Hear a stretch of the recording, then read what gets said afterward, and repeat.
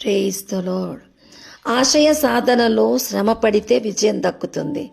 కానీ శ్రమ పడలేనప్పుడే విధిరాతని, దేవుణ్ణి, పరిస్థితిని నిందిస్తూ మేమే ఎందుకిలా ఉన్నాము అని అనుకుంటూ ఉంటారు.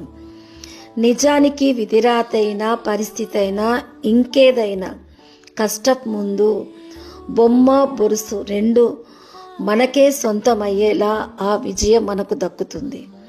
సామెత 13:11 కష్టము చేసి కూర్చుకొనివాడు తన ఆస్తిని వృద్ధి చేసుకుంటాడు, అయితే కష్టం చేయలేనివాడు మోసం చేసి సంపాదించు ధనము క్షీణించిపోతుంది అని వ్రాయబడింది.